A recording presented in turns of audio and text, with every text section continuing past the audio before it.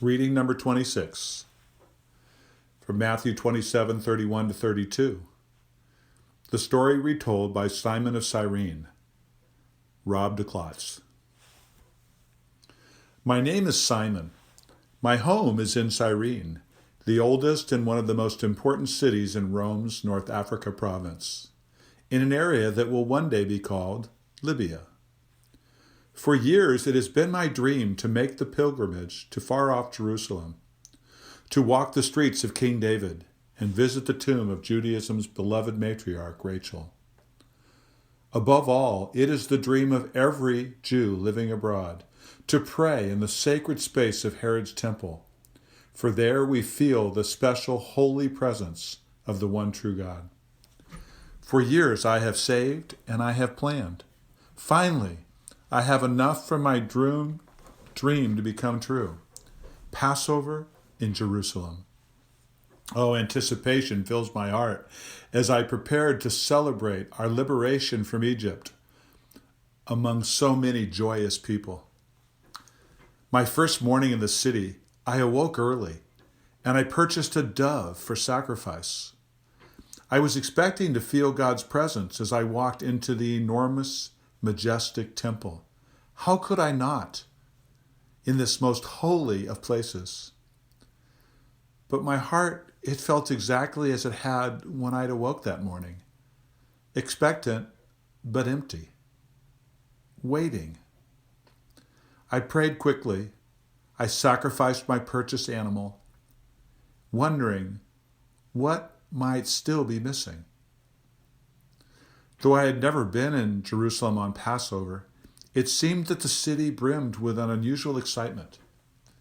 I soon discovered I was right, and that it had to do with a man who was the talk of the town, Jesus from Nazareth.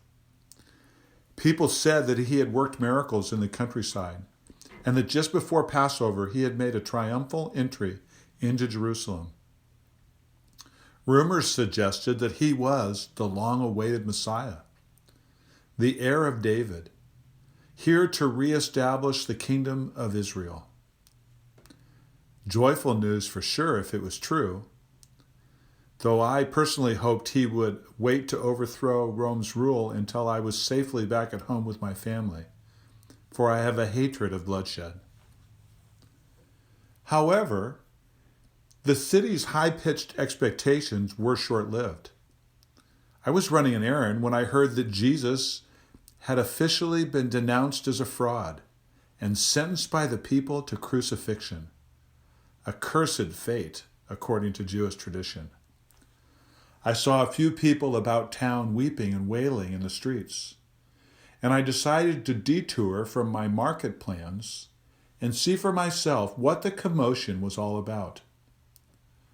I would keep my investigation short, so there'd be no chance of getting caught in any crossfire.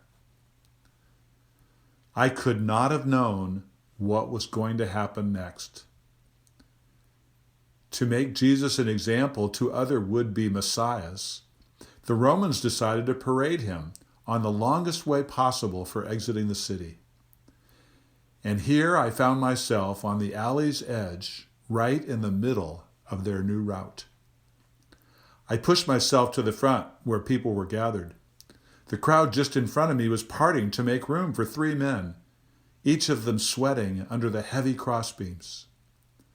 One of the criminals staggered and fell right in front of me, the heavy wood of his cross thudding as it hit the ground. Filled with pity and without thinking, I grasped his arm and helped him stand. For a moment, it didn't even occur to me that my association with his cursed fate would make me unclean and therefore unable to participate in Sabbath observances. But then the unthinkable happened. A Roman soldier looked right at me and commanded, "We need to get moving. Pick up this man's cross. You can carry it the rest of the way." My protest died in my throat as the soldier put his hand on the hilt of his sword. Terrified, I heaved the roughly hewn beam of the cross onto my shoulder. The soldier said, "You, lead the rest of them." And he pointed his spear towards me. I suddenly, fighting back tears, nodded. The pathetic parade resumed. Though no one in this city knew me, I was so fearful of being recognized or associated with these criminals.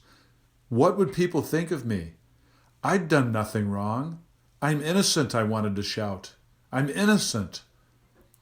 For a moment, I glanced back at the man directly behind me, whose cross I was carrying.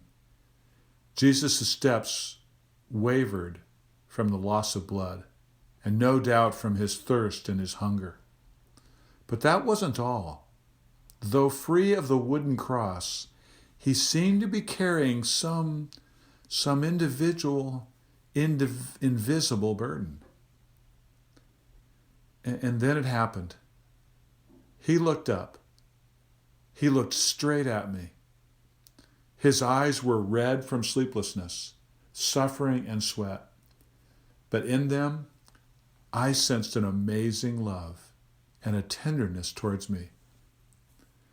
Suddenly I felt the very presence of God, the prize which so far had eluded me in this supposed holy of places.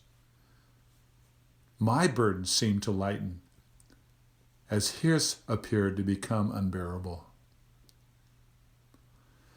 I hoped in that moment that our silent fellowship and the shoulders that I offered him might provide a touch of comfort in his last hours. I heard several weeks later that on Pentecost, Jesus' disciple preached that his master was the final Passover lamb who had come to take the death that all of us deserved. It seemed then that this unlikely interruption on Good Friday was actually to be the main agenda of my life. You see, I soon became one of his followers. And now I must decide to carry my own cross every day. Neither my long, torturous walk with Jesus to Calvary, nor his painful death there were an accident.